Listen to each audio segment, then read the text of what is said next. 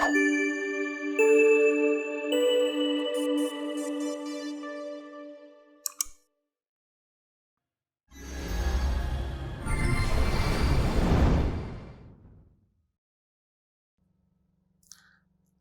berikutnya ya kita akan melakukan screening, yaitu screening senyawa aktif ya dari tanaman terkait dengan marker yang sudah kita tentukan. Ya, markernya adalah untuk evaluasinya tadi sudah kita tentukan adalah ekspresi BIRC3, tapi di sini nanti yang akan kita lihat bagaimana senyawanya itu menghambat si aktivitas TNF-alfa. Karena nanti kalau TNF-alfa-nya dihambat, maka nanti ekspresi BIRC3-nya diharapkan dia akan dipengaruhi ya, atau mengalami downregulasi. Nah, ini kita akan menggunakan yang namanya Data Warrior ya, software Data Warrior. Jadi Data Warrior ini adalah suatu aplikasi yang dia terhubung dengan CMBL. Ya, CMBL itu adalah suatu database yang isinya adalah senyawa-senyawa ya, di mana senyawa-senyawa tersebut terkait dengan aktivitasnya secara in vitro dengan protein ya, dengan sel ya, atau yang lain ya, seperti itu. Nah, ini kalau mau lihat alurnya ya secara lebih detail nanti tinggal lihat saja, tapi kita langsung praktekkan saja ya bagaimana kita nanti mencari aktivitas inhibitor TNF-alfa dari senyawa-senyawa tanaman yang akan kita gunakan. Nah, jadi untuk di awal ya kita harus membuka Data Warrior, kemudian kita akan memvalidasi model yang kita gunakan ya. Jadi apa model yang kita gunakan? Tentunya adalah kita akan mencari senyawa-senyawa yang ada pada CMBL ya, yang dia punya aktivitas sebagai inhibitor TNF-alfa ya. Jadi caranya setelah kita buka Data Warrior, kita masuk ke database, nanti kita masuk ke yang namanya search CMBL database. Nah, kemudian nanti kita ketik aja di target contents ini TNF, kemudian nanti di select targetnya kita pilih yang TNF-alfa yang Homo sapiens. Kemudian kita oke ya. Nanti didapatkan seperti ini nih ya. Ada banyak kolom ya, ada struktur, ada value ya. Kita lihat yang penting saja. Yang penting ini adalah yang pertama strukturnya, struktur senyawanya. Kemudian ada value, kemudian ada unit, kemudian ada tipenya ya. Nah, di sini struktur tentunya menggambarkan struktur senyawanya. Kemudian value adalah nilai ya. Nilai dari apa? Nilai dari unitnya. Ya, unitnya adalah di sini satuannya nanomolar. Sedangkan tipenya adalah IC50. Nah, karena kita targetnya adalah ingin menghambat TNF-alfa, maka kita akan mencari yang tipenya IC50 ya. Jadi nanti yang bukan IC50 akan kita eksklusi, termasuk juga yang IC50-nya nilainya 0, ini akan kita eksklusi. Sementara kalau kolom-kolom yang tidak perlu juga kita bisa buang ya. Nah, sehingga nanti kita dapat seperti ini ya. Jadi ada struktur, ada nilainya, ada unitnya, ada tipenya. Nah, di dalam database CNBL ini ada 164 senyawa ya, 164 senyawa. Nah, dari 164 senyawa ini ya, untuk kita bisa memvalidasi model, maka kita akan membagi menjadi dua kelompok ya. Jadi nanti satu kelompok sebagai data training. Data training ini nanti yang akan membentuk model prediksi, sementara yang satunya lagi disebut dengan data testing, yaitu untuk menguji model yang kita buat ya. Nah, untuk di Data Warrior ya, kita bisa untuk membagi data itu kita melakukan namanya klasterisasi ya. Jadi kelompoknya itu nanti di cluster. Nah, di klasterisasinya berdasarkan apa? Berdasarkan kemiripan molekul. Nah, kemiripan molekul itu nanti kita mendapatkannya dengan kita menghitung yang namanya deskriptor ya. Nah, jadi secara sederhana deskriptor itu adalah suatu array biner di mana setiap bit itu ya, karena nanti dia bentuknya sederhana aja. Kalau dia satu fitur ada berarti 1, kalau nggak ada berarti 0. Jadi 1010 ya, di mana bit itu atau setiap bit itu menunjukkan apakah fitur tertentu hadir dalam suatu molekul. Ya, jadi misalkan ada molekul yang satu ada gugus fenil, berarti nilainya 1 ya, yang nggak ada 0. Nanti ada gugus apa lagi gitu ya. Jadi kalau yang ada ya 1 1, kalau nggak ada 0 0, nanti maka kombinasinya bisa 1 0 1 0 seperti itu ya. Nah, ada berbagai macam deskriptor ya. Nah, kita nanti akan menggunakan satu deskriptor ya, salah satu deskriptor yang namanya scale spares. Jadi scale spares ini adalah deskriptor yang dia itu sudah memasukkan isomer stereo atau secara isomer di dalam penentuan fitur tadi ya. Jadi sudah dihitung ya seperti itu. Kalau kita tidak ingin menggunakan yang atau tidak menghitung isomer stereonya, maka kita bisa menggunakan deskriptor FRAC-FP ya seperti itu. Nah, karena kita ingin melihat juga isomer stereonya, maka kita bisa menggunakan scale spares. Nah, caranya adalah ya di bagian nanti chemistry, from chemical structure, calculate descriptor, kemudian kita pilih scale spare. Ya. Nah, memang tidak kelihatan ya karena dia bentuknya 1010 ya, jadi tidak muncul di tabel, tapi sudah disimpan di sini. Nah, karena sudah ada fiturnya, maka kita bisa melakukan klasterisasi ya. Jadi klasterisasinya tadi apa? Kita akan membagi dua kelompok ya, satu data training, satu data testing. Nah, caranya adalah di bagian chemistry kita tarik ke bawah langsung. Di situ ada cluster compounds ya, slash reaction. Kemudian nanti muncul kotak ya, box ya. Di situ nanti kita bisa pilih nih ya. Kita mau pakai deskriptornya apa ya, karena kita pakai scale spare, kita pilih scale spare. Kemudian nanti kita mau cut off-nya berapa ya, kemiripannya. Nah, misalkan saya pakai 90%, jadi kita isi 0,9. Kemudian kita oke. Nah, kemudian nanti setelah oke akan muncul kolom baru ya. Kolom barunya itu ada cluster no ya, berarti number cluster maksudnya. Jadi ada cluster nomor 1, 2 dan seterusnya ya. Kemudian di kolom paling kanan ada is representative ya. Kalau yes itu artinya struktur tersebut adalah struktur yang representatif, artinya dia bisa mewakili kelompoknya, mewakili struktur lain yang ada pada kelompoknya. Ya, seperti itu. Nah, sehingga kita bisa menjadikan yang representatif ya, atau yang representatifnya yes itu sebagai data training, sementara yang no itu sebagai data testing. Nah, setelah kita lakukan klasterisasi ya, kemudian ini kita save ya, karena nanti kita akan bekerja di Excel selanjutnya. Nah, supaya bisa dia pindah ke Excel, nanti bisa dikembalikan lagi ke Data Warrior, maka kita harus ya memberikan ya suatu kode ya, seperti rumus molekul ya yang disebut dengan kode SMILES ya. Jadi kode SMILES itu adalah kode seperti rumus molekul, tapi dia sudah kodenya itu ada posisi-posisi dari gugus fungsi ya, merepresentasikan posisi-posisi dari gugus fungsi. Ya, seperti itu. Kemudian nanti kita lakukan space spesial ya, jadi kita save dalam bentuk teks. Nanti baru kita buka di Excel ya. Nah, jadi caranya ya di bagian chemistry from chemical structure kita bisa klik add SMILES code ya.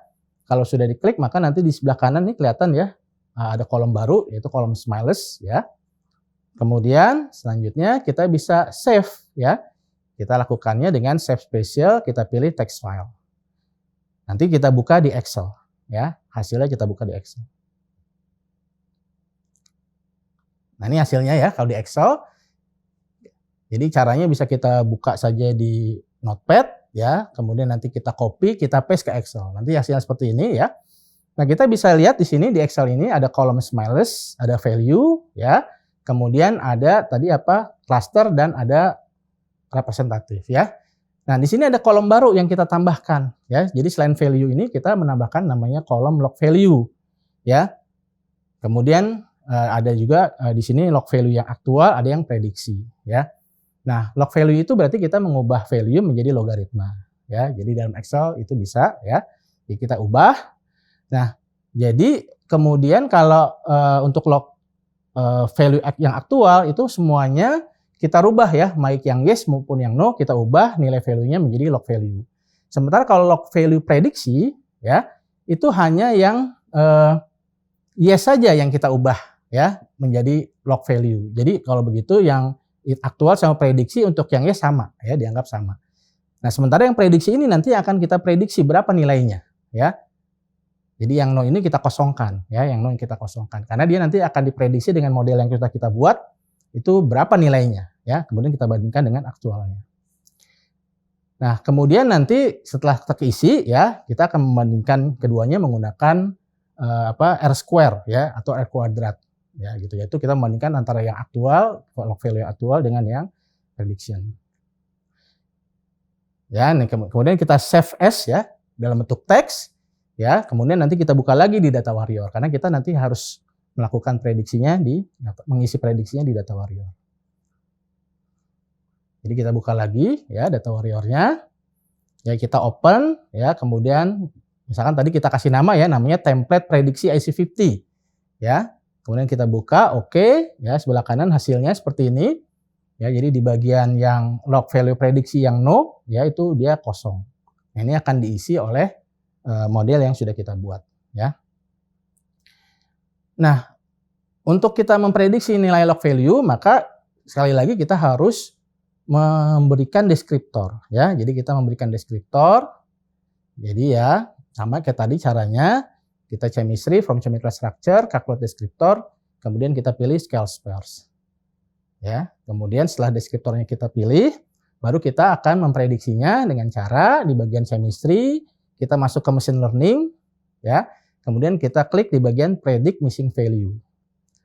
Nanti akan muncul pilihan di dalam box ya. Di sini ada deskriptornya apa yang mau kita pakai untuk memprediksi, kemudian yang mau kita isi itu kolom yang mana. Nah, kemudian yang penting di sini ya ada metode prediksinya. Ya, di sini disediakan 3 ya. Ada SVM regression, ada PLS ya, PLS regression. Terus ada satu lagi ya, saya lupa ya. Nanti bisa cek. Nah, sekarang kita misalkan pakainya yang SVM regression ya untuk kita bisa memprediksi. Jadi kita pilih yang SVM regression, kemudian kita klik OK. Nah, begitu kita klik OK, maka dia akan keisi tuh ya, kolomnya keisi yang di bagian log value. Ya, jadi kita punya yang aktualnya berapa, yang prediksinya berapa. Ya. Nah, untuk kita mencari nilai R kuadratnya ya, maka kita menggunakan Excel kembali ya. Jadi kita sama seperti tadi, kita save spesial ya, teks ya dalam bentuk teks, kemudian kita buka di Excel. Nah ya, kemudian ya ini hasilnya setelah kita buka di Excel, kemudian kita bisa menentukan R square-nya. Ya, R square-nya ini jadi kita membandingkan antara nilai log value yang prediksi dengan yang aktual. Ya, nah jadi kita bisa lihat di sini hasilnya adalah untuk R kuadratnya nilainya 0,8139 ya. Apakah ini valid atau enggak gitu ya? Nah, ini tergantung nih ya, tergantung. Mungkin kalau di bidang kimia analitik ya mungkin dianggap valid kalau di atas 0,9 ya.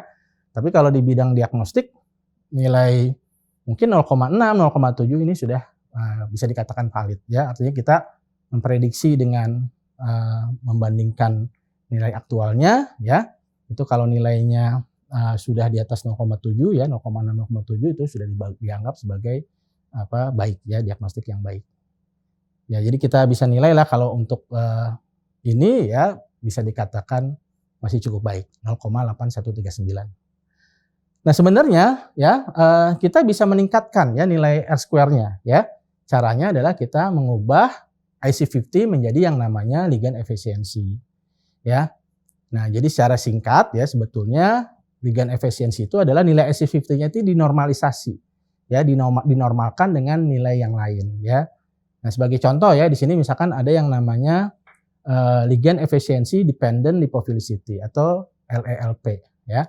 Jadi LELP itu sebetulnya dia menormalkan nilai bioaktivitas ya, dalam hal ini ada IC50 dengan nilai lipofilisitasnya dan ukuran molekul. Ya, jadi nilai IC50 ya kemudian digabung dengan nilai lipofilisitas atau log P ya, ditambah lagi dengan nilai ukuran ya. Nah, sehingga nanti rumusnya menjadi LLP sama dengan log P dibagi dengan LE. Nah, LE itu sendiri adalah, ini ada rumusnya, delta G dibagi dengan HA ya. Delta G itu adalah sama dengan min RT ya, konstanta gas R, T-nya suhu dalam Kelvin, kemudian logaritma natural Ln dari IC50-nya ya. Jadi IC50 yang sudah kita dapat, kemudian dibagi 2 ya, seperti itu. Jadi kita nanti mendapatkan nilai LLP dengan cara logaritma dari lipofilisitas dibagi dengan LE. Nah, untuk hasil yang bagus adalah kalau dari literatur ya, obat-obat yang di pasaran ya, itu rata-rata LLP-nya sekitar 6 ya. Gitu. Jadi artinya kalau nanti hasilnya prediksi kita nilainya 6 ya berarti ini termasuk golongan obat yang baik gitu ya. Atau kalau idealnya sih kira-kira min 10 sampai 10. Nah, sekarang kita bisa juga menghitung nilai LLP menggunakan Data Warrior ya. Nah, jadi langkah yang pertama adalah kita mengubah nilai log dari value prediction menjadi value ya. Jadi logaritma value menjadi value. Jadi nanti kita buat kolomnya, kemudian kita kembali lagi kita save as dalam bentuk teks, kemudian kita buka lagi di Data Warrior. Ya, Data Warrior. Nah, kemudian nanti untuk kita mengubah nilai IC50 yang aktual dengan IC50 yang prediction menjadi LLP, kita bisa menggunakan chemistry, from chemical structure, kemudian kita masuk ke calculate properties. Di calculate properties nanti kita ya di bagian atas tuh ada pilihan ya. Kita pilih yang bagian LE Tox shape ya. Kemudian setelah dibuka di situ kita bisa memilih yang namanya ligand efficiency lipophilic price ya atau LLP. Ya, nama lain dari yang tadi singkatannya di sini menggunakan panjangannya ligand efficiency lipophilic price. Nah, kita akan menghitungnya nanti dua ya, yang dari nilai IC50 yang aktual dengan IC50 yang prediksi ya atau value aktual dengan yang value prediksi.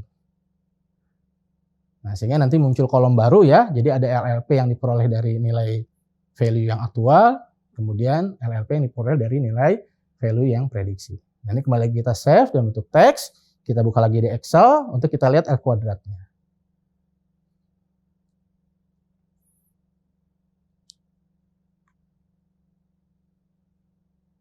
Ya. Nah, ini hasilnya ya. Kemudian sama seperti tadi kita hitung R square-nya. Nah, ternyata di sini kalau nilai IC50-nya kita normalisasi dengan lipofilisitas dan ukuran molekul gitu ya, maka kita dapatkan nilai R kuadrat yang cukup baik ya. Jadi meningkat menjadi 0,9875 ya, seperti ini. Nah, sehingga model yang akan kita pakai ini ya untuk memprediksi LLP itu lebih baik daripada kalau kita memprediksi yang IC50. Ya, kira-kira begitu. Nah, sekarang bagaimana kalau kita ingin memprediksi senyawa yang ada pada tanaman ya. Nah, yang pertama ya kita cari dulu tanamannya. Ini sebagai contoh saja ya. Jadi misalkan di sini saya mengambil aloe vera ya.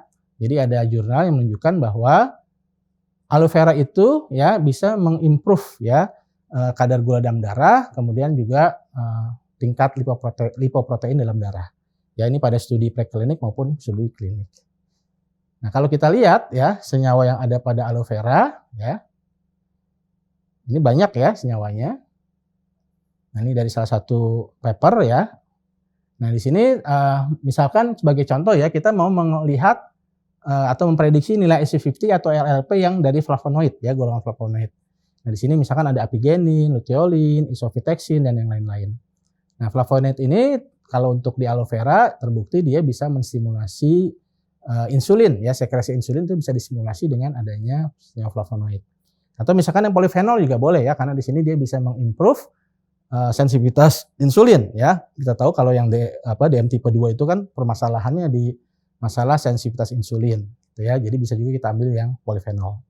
Jadi contoh saja ya, misalkan kita ambil yang flavonoid.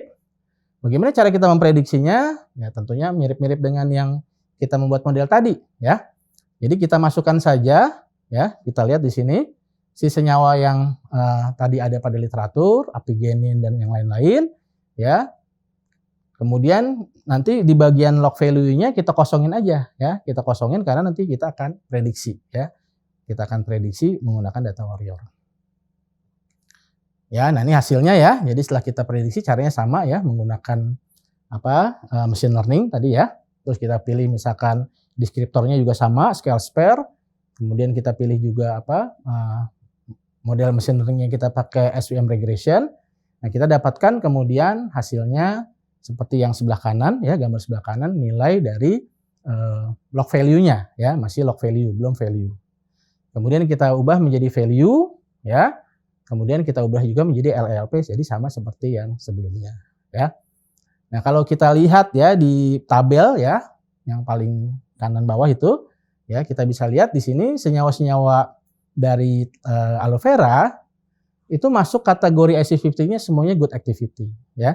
Jadi kalau good activity itu kalau dari tabel kriteria IC50-nya itu masuk ke kelompok yang 1 sampai 20 mikromolar ya. Nah, jadi yang tadi kan masih dalam bentuk nanomolar, nah kita ubah dulu jadi mikromolar. Nah, ini masuk kategorinya semuanya good activity. Nah, cuman kita lihat di LELP-nya ternyata yang paling kira-kira nanti mendekati nilai LELP orbat yang sudah di pasaran, yaitu adalah 2 ya, itu luteolin dan epigenin. Nah, dia masuk kategorinya ideal ya. Kemudian karena masuk lingkaran min 10 sampai 10, tapi juga dia itu mendekati 6 ya, artinya mendekati obat-obat yang ada atau nilai LLP obat-obatan yang ada di pasaran. Ya, harapannya jadi karena obat yang di pasaran kan memang sudah terbukti artinya ya efikasinya. Nah, harapannya ini juga sama ya. Nah, ini kalau kita lihat dari beberapa literatur ya, nah memang apigenin ya, ini bisa menghambat tingginya glukosa darah, kemudian juga bisa menghambat TNF-alpha atau tumor necrosis faktor alpha. Nah, ini juga yang letolin ya sama ya, dia juga bisa menghambat ya, menghambat atau memprotek di sini ya sel Huvex ya dari dia itu diinduksi atau aktivitas TNF-alpha yang diinduksi oleh oxidative stress atau oxidative stress gitu. Nah, kembali lagi kalau di awal ya, memang kalau targetnya TNF-alpha ini harapannya nanti bisa mengimprove sensitivitas insulin ya. Jadi kesimpulannya ya kita bisa dapatkan sementara ya apigenin ya secara in silico dan luteolin secara in silico itu bisa menghambat TNF-alpha atau dia sebagai TNF-alpha inhibitor yang harapannya nanti bisa mengimprove sensitivitas insulin.